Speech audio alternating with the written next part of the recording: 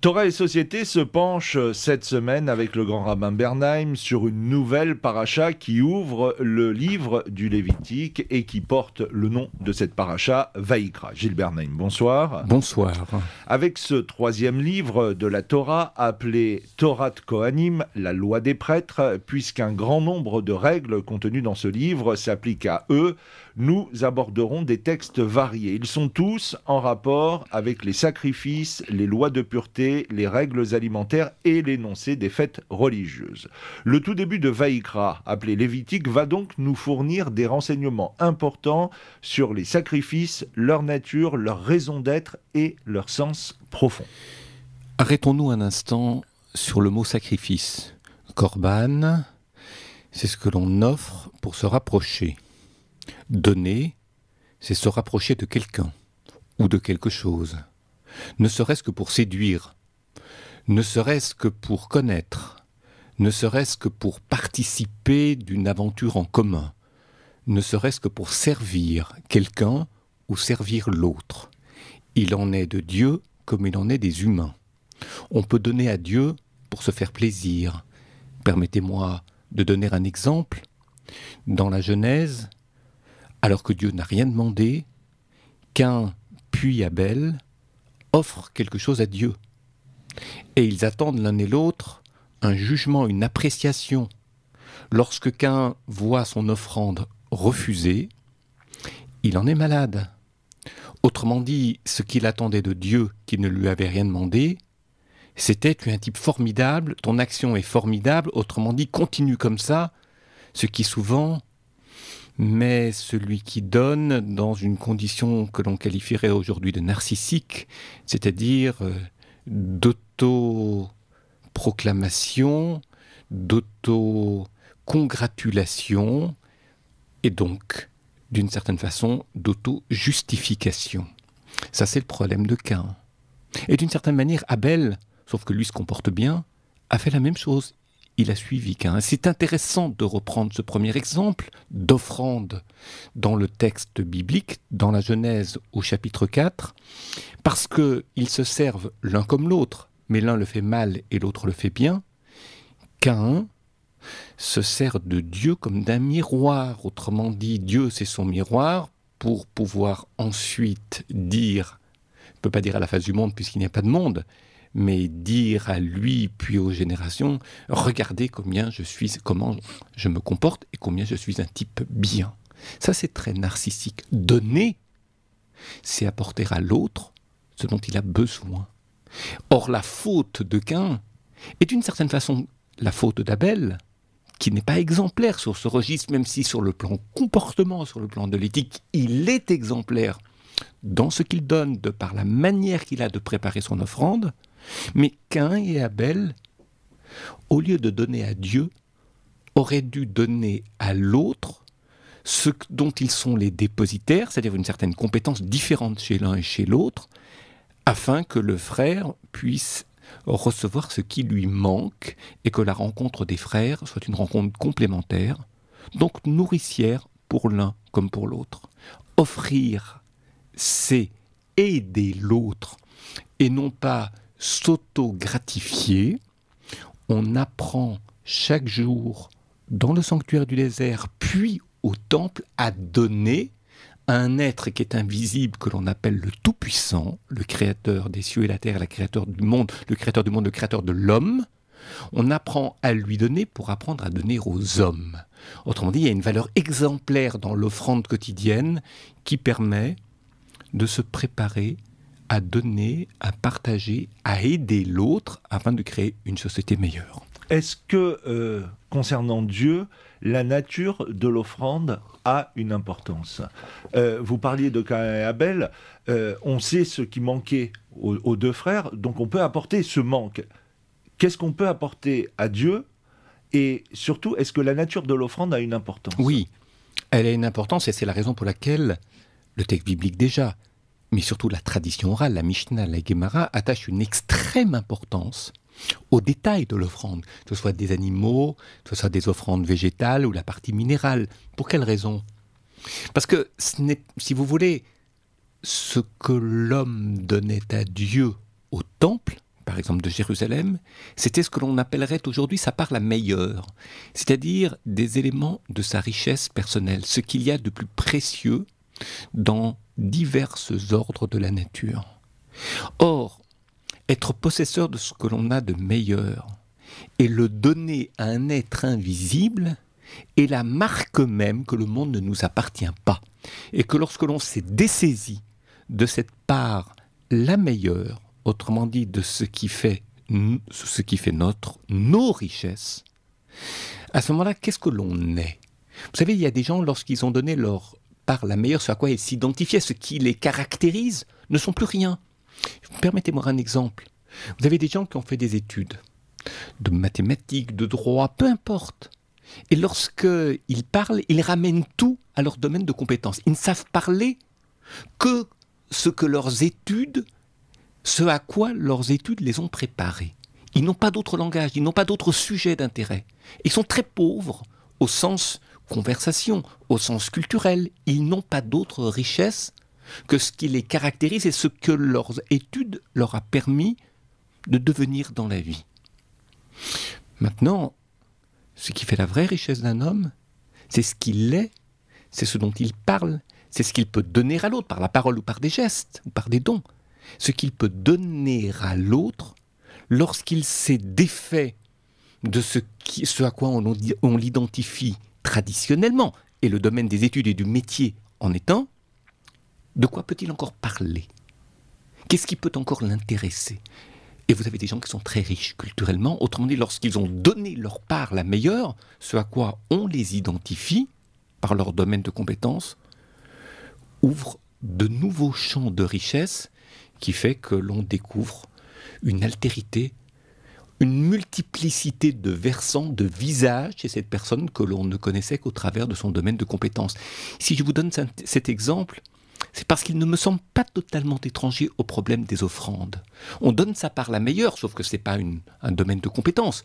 Ou alors c'est que nous sommes dans une société nomade, avec des bergers, des troupeaux, une agriculture, et sédentaire et nomade, et que dans cette société-là, il s'agit d'abord de se défaire, de se dessaisir, de se déposséder de ce qui caractérise notre richesse, pour ensuite que d'aucuns puissent mesurer qu'est-ce que l'on peut encore donner d'autre. Et c'est sur ce mot « autre » que j'insiste, comme si l'altérité avait autant d'importance que la richesse à laquelle on s'identifie et que l'on offre au Tout-Puissant. À la fin du livre de Shemot, la suite logique de l'histoire biblique aurait dû être le livre des Nombres, Bamidbar, mais c'est glissé ce livre du Lévitique. Pourquoi à ce moment-là? Vous avez raison de poser cette question. Elle est posée par plusieurs commentaires.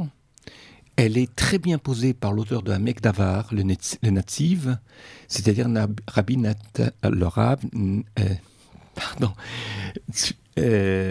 Rav Berlin.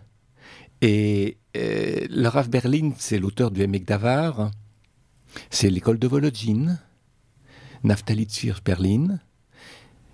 Et il est en fait question, entre la fin de l'Exode et le début des Nombres, de quelque chose qui n'a pas d'histoire. Autrement dit, qui n'a pas de durée, qui n'a pas de chronologie. Le livre du Lévitique n'est pas un livre de récit historique. Il ne s'est rien passé dans le temps, et presque comme événement, entre la fin de l'Exode et le début des Nombres. Alors pourquoi avoir mis ce Torah de Kohanim, ce code sacerdotal, pour donner une autre traduction de cette expression, qui est un des autres noms du Sefer Vayikra? Pourquoi l'avoir placé là? La réponse qu'il donne est intéressante. Et je dirais qu'elle est très moderne, au sens qu'elle nous donne à penser dans nos vies au quotidien. À savoir que l'Exode, sortie d'Égypte, don de la Torah au Sinaï, révélation d'une Torah qu'il faudra mettre pleinement en application sur la terre d'Israël. C'est un projet qui commence à se mettre en place, mais qui ne trouvera son accomplissement que sur la terre d'Israël. Bon. Et les nombres, c'est l'entrée sur la terre. Nous savons qu'il y a eu un recensement militaire. Pour la première fois, on parle d'une armée. C'est donc bien qu'il va être question non plus simplement d'être défendu par la présence divine, la Shrina, mais par la nuée, mais aussi par une armée d'hommes qui protègent Israël. Et c'est vrai qu'à la fin, nous l'avons déjà dit sur cette antenne, en d'autres circonstances, à la fin du chapitre 10. Donc, encore au début de la 2e année, à compter de la sortie d'Égypte, le peuple d'Israël s'apprêtait à quitter le désert pour en commencer la conquête du pays. La traversée du désert ne devait pas durer 40 ans. Que l'on fasse une symbolique du chiffre 40 est une chose a posteriori, mais a priori, l'histoire n'existe pas pour la symbolique, autrement dit pour la symbolique que l'on peut en tirer. Il y a un libre arbitre. Mais s'ils n'ont pas pu ou su entrer au début de la 2e année, c'est parce qu'ils voulaient retourner en Égypte. C'est parce qu'ils n'étaient pas prêts à se prendre en charge, se prendre en main, à devenir un peuple autonome, qui a une armée, qui a une économie, et donc qui vit comme les autres peuples, plutôt qui est confronté comme les autres peuples aux mêmes soucis d'ordre intérieur, d'ordre extérieur et d'économie, donc donner à manger aux hommes, sauf qu'il le fait bien, avec une éthique qui est celle de la Torah, rigoureuse, exigeante et riche pour tout le monde. Mais ça, ils ne sont pas prêts. Ils sont encore trop égyptiens, trop esclaves. C'est-à-dire qu'ils ont besoin que d'autres prennent des décisions à leur place. Ils ont besoin d'être nourris par d'autres. Ils ont besoin d'être protégés par Dieu. Autrement dit, ils ont besoin que d'autres fassent ce travail à leur place. Et tant qu'ils comptent sur Dieu, c'est-à-dire pas sur Dieu, on compte toujours sur Dieu, chaque jour de nos vies. Mais tant qu'ils comptent sur le miracle, mais pas sur leur capacité à résoudre le problème dans l'esprit de la Torah, eh bien, ils n'y arriveront pas.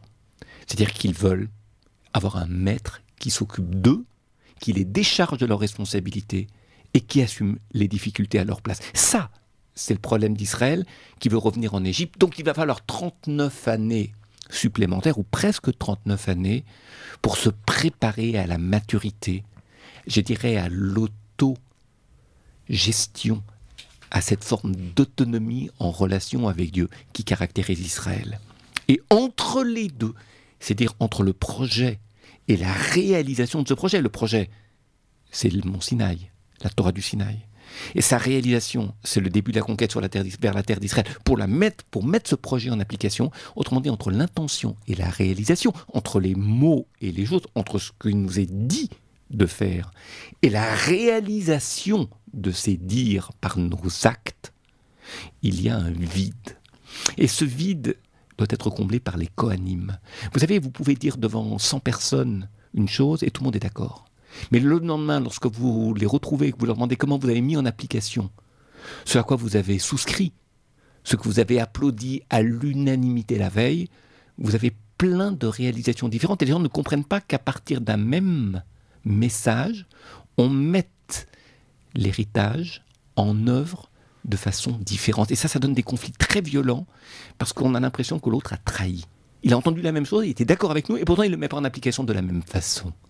Ça, c'est très compliqué. Et la fonction du Kohen, c'est précisément de résoudre cette difficulté qui peut se jouer dans l'interstice entre le projet Shemot l'Exode et sa mise en œuvre, ce qui aurait dû être l'entrée sur la terre d'Israël, les nombres. Le Kohen, il vient résorber les tensions entre les mots et les choses, entre les intentions et leur mise en pratique, entre le projet et sa réalisation. Il y a plein de gens qui ont des projets, il y a plein de gens qui font rêver, il y a plein de gens qui mettent sous leur autorité des tas d'autres personnes parce que ces personnes sont d'accord en principe, mais au niveau de la mise en œuvre, il y a tellement de tensions et de conflits possibles que s'il n'y a pas des Kohanim pour résorber ces tensions, eh bien la vie politique s'avère être incompatible avec la vie spirituelle ou la vie intellectuelle ou la vie des projets. C'est à ça que sert le Kohen, c'est à cela que sert le livre de Vaïkra. La loi sur les sacrifices introduit une nouvelle dimension dans la vie du peuple juif. Vaïkra s'écrit avec un petit aleph. Cette lettre en réduction a été interprétée par plusieurs commentateurs comme un signe d'humilité. Oui, parce que Vaïkra veut dire crier, proclamer, invoquer. Et ce aleph est une lettre silencieuse, une lettre retenue, du souffle retenu. C'est pas hé ou aïn, aleph. Lettre silencieuse, lettre pacifique, lettre, vous avez dit d'humilité, lettre de retrait, de modestie, de discrétion. C'est toute la personnalité de Moïse qui est là. Il enseigne comment résorber les tensions entre la vie spirituelle et la vie politique, entre les intentions et leur réalisation, entre les mots et les choses, entre le dire et le faire. Il le fait en le criant, en le proclamant, pour qu'Israël prête attention, pour qu'il ne soit pas distrait. Mais en même temps, il y a cette retenue, parce qu'il sait combien il est difficile de résoudre cette tension entre le dire et le faire. Et s'il n'y a pas une certaine discrétion, alors je dirais qu'il y aurait un côté démagogue, pardonnez-moi l'expression, un côté camelot. Autrement dit, vous savez, des gens qui sont capables de vous vendre n'importe quoi. Ils crient très fort, on les croit, on arrête de réfléchir. Et à partir de là, n'importe quoi peut se faire. C'est pas Moïse. Il parle fort, mais tout en retenue. Pour montrer combien c'est difficile, combien même pour lui, Moïse, il est difficile de se faire comprendre, d'être entendu à sa juste mesure. Et c'est toute la force de Moïse que d'être convaincant, mais humble. Lorsque le Mishkan fut érigé, la Shérina descendit et vint reposer sur la tente d'assignation. Tous les enfants d'Israël se tenaient assemblés autour du Mishkan et Moïse était parmi eux. Bien que l'Éternel lui eût annoncé sans ambiguïté qu'il le rencontrerait à l'intérieur du Mishkan, Moshe n'en aurait pas franchi le seuil. Pourquoi ? La difficulté de Moïse, est de laisser une place, laisser sa place à son frère Aaron. Le couple Moïse-Aaron est le couple frère par excellence. C'est la fratrie, c'est la fraternité qui a réussi. Il n'y en a pas d'autre. Regardez le livre de la Genèse. Succession de séparations, de conflits, de meurtres, de vols, de déchirures, jusqu'à la réconciliation ultime après tant et tant d'années entre Joseph et ses frères. Par contre, l'Exode, c'est le livre. Puis le Lévitique nous aide à comprendre ce qui s'est passé dans l'Exode. C'est le livre de la rencontre entre Aaron et Moïse, dont il faut rappeler qu'après le buisson ardent, lorsqu'il retrouve son frère Aaron, ils s'embrassent. Pas comme Jacob et Ésaü, avec morsure dans la nuque ou à l'oreille, mais chacun son... Et Moïse aurait bien aimé être le grand prêtre, le Kohen Gadol. Et il s'est rendu compte qu'il n'est pas possible à la fois de transmettre et de rassembler pour réconcilier et résorber les tensions. On ne peut pas réaliser les deux choses, les deux tâches en même temps. Et s'il ne pénètre pas dans le sanctuaire, c'est précisément pour laisser sa tâche au prêtre. Quand je dis le prêtre, c'est le grand prêtre, c'est Aaron, ce sont ses fils, ce sont les prêtres à venir, pour qu'un prêtre ne se prenne pas en retour pour le maître de sa génération, c'est-à-dire le Maguide, celui qui dit, qui explique ce qui lui enseigne, non pas qu'il n'en soit pas capable, mais chacun son rôle. Le Kohen n'est ni le prophète Moïse, ni le roi, c'est-à-dire l'homme politique. Il n'a aucune fonction politique. Il lui est interdit d'en avoir une. Il ne participe d'ailleurs pas directement de l'économie, donc de la vie politique, mais de l'autre, il ne doit pas se prendre pour Moïse, c'est-à-dire pour celui qui était directement en contact avec la parole divine. Il est dans cet entre-deux. On énumère dans la paracha les différents animaux susceptibles d'être apportés comme sacrifice. Ceux-ci sont toujours des animaux purs, mangeables d'après la Torah. Le taureau, le bouc, la chèvre, l'agneau, la brebis, le bélier, la tourterelle, la colombe. S'ils sont mangeables, purs ou cachers, c'est qu'ils sont porteurs d'une dimension humaine. Une identification est possible sans que cela renie la vocation de l'homme. On ne sacrifie pas un lion ou un serpent, un chat ou un chien. Évidemment, mais la question que vous posez, elle est à la fois... Non, elle n'est pas difficile, mais elle est double. Parce qu'il faudrait, en un premier temps, expliquer ce qu'est un animal pur. Qu'est-ce qui caractérise un animal pur d'un animal impur ? Un animal pur, ce n'est pas un animal qui est maudit. Un animal impur, pardonnez-moi, ce n'est pas un animal qui est maudit. Ce n'est pas un animal qui aurait une tare, qui se verrait, pour des raisons de déficience, disqualifié à jamais. En tout cas, c'est pas du tout comme ça que le Talmud approche la problématique du pur et de l'impur. Vous savez, les critères de pureté d'un animal signifient quelque chose. Ils ont ce que l'on appelle une signification symbolique. Permettez-moi de donner un exemple pour que mon propos soit clair et pas simplement philosophique. Les mammifères que l'on a le droit de manger sont des ruminants. Et c'est-à-dire qu'ils ne doivent pas avoir, ils ne doivent pas avoir de dents coupantes à la mâchoire supérieure. C'est très important. Et les sabots fendus. Les sabots fendus, c'est laisser une trace sur le sol, une trace déterminée. Lorsqu'on marche, on laisse une trace. On est ce que l'on fait. Autrement dit, on est jugé sur ses actes. L'absence de dents coupantes à la mâchoire supérieure renvoie au cerveau. C'est-à-dire qu'elle renvoie à la pensée, à la réflexion. Nombre de commentaires kabbalistes comme Rekanati, comme le Lechem Shover Lama Rabbi Shlomo Eliashov, comme le Pitrei She'arim, qui était un élève du Gaon de Vilna, Rabbi Yitzhak Wildman, enseigne la même chose, à savoir que l'absence de dents coupantes renvoie le mâchoire supérieur renvoyant au cerveau, à l'acte de penser. Penser, c'est réfléchir sans dogme. Qu'est-ce que c'est qu'un dogme? Symboliquement, c'est une dent coupante qui sépare un côté de l'autre. Ça, c'est le principe du dogme. Il y a ce qui est et ce qui n'a pas lieu d'être. Ce qui a le droit d'être et ce qui est interdit d'existence. Ça, c'est le dogme. Or, il n'y a pas de dogme. On est libre de penser. Notre intelligence est ouverte sur le monde. Elle est questionnante, elle est interpellante à l'infini. Mais attention, à la condition que nos actes soient rigoureux. Quand j'ai donné cet exemple, j'ai suggéré une chose. À savoir que on peut manger cet animal parce que la symbolique donne à penser une identité humaine à laquelle nous, juifs, sommes attachés. Mais si elle donnait à penser une identité à laquelle non seulement nous ne souscrivons pas, mais qui nous éloignerait de l'idée que l'on se fait de l'être humain, à ce moment-là, la nourriture serait impure. Ça veut dire quoi? Je ne parle pas de cache-route, je parle de pureté et d'impureté ici. Ça veut dire quoi? Une nourriture est pure, non pas parce qu'elle est bonne au niveau du goût, mais parce qu'elle donne à penser quelque chose, un projet, une identité à laquelle nous souscrivons.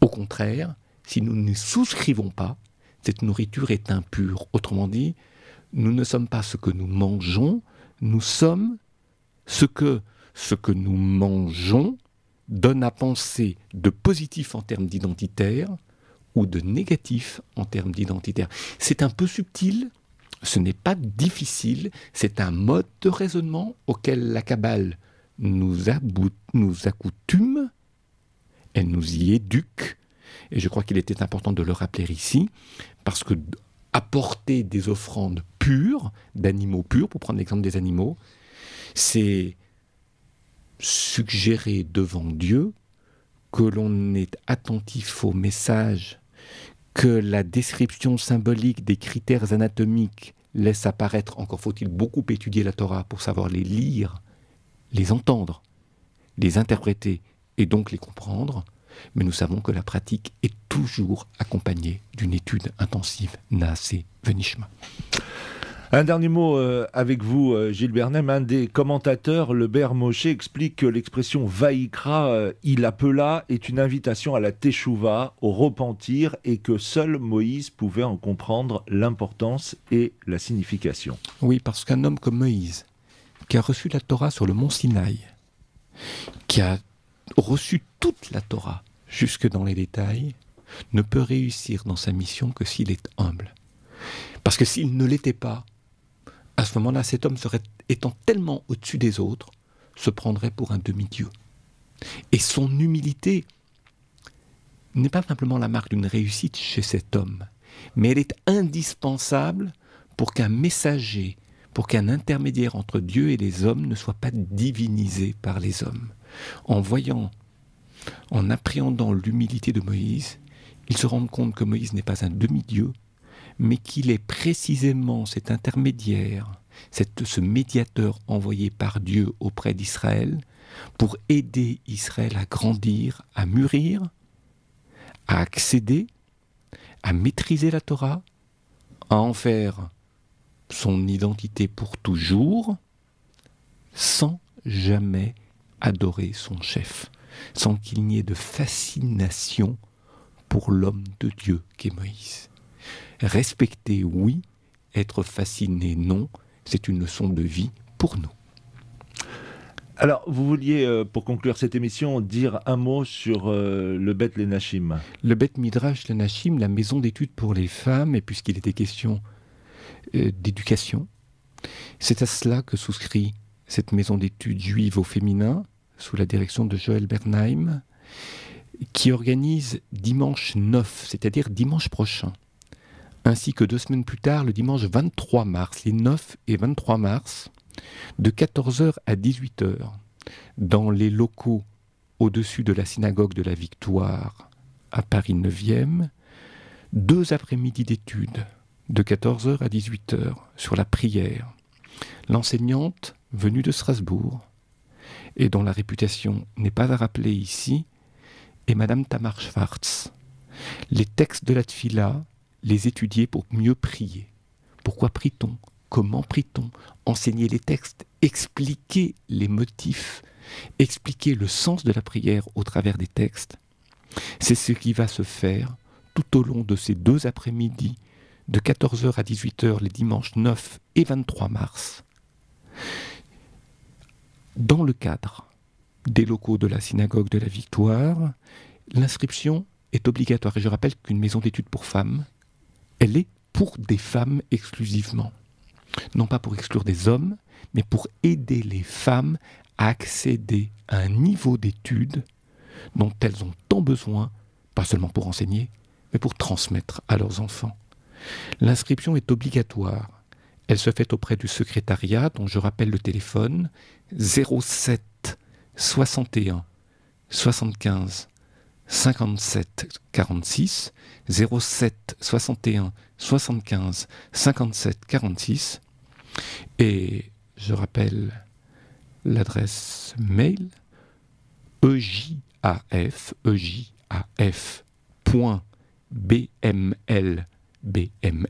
j'ai répété simplement pour que ça soit clair, @gmail.com, ejaf.bml@gmail.com, avec une participation aux frais qui est demandée, inscription obligatoire, public féminin. Merci Pierre.